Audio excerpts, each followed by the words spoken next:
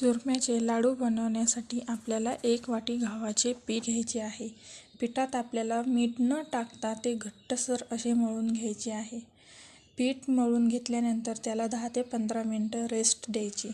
नंतर त्याला तेल लावून चांगल्या प्रकारे मळून घ्यायचं आणि त्याची पोळी लाटून घ्यायची. ही पोळी आपल्या नेहमीच्या पोळीपेक्षा थोडीशी जाडसर लाटायची. पोळी लाटून घेतल्यावर ती खरपूस अशी भाजून घ्यायची. तुम्हाला जर हवं असेल तर तुम्ही त्याला तेल किंवा तूप लावून सुद्धा भाजू शकता. पोळी थंड झाल्यावर त्याचे तुकडे करायचे आणि मिक्सरला बारीक करून घ्यायची. मिक्सरमधून काढल्यानंतर त्यात आपल्याला गूळ आणि तूप ॲड करायचं आहे. तुम्ही गुळाऐवजी साखरसुद्धा घेऊ शकता. गूळ आणि तूप व्यवस्थित मिक्स करून आता त्याचे हवे तसे लाडू वळून घ्यायचे.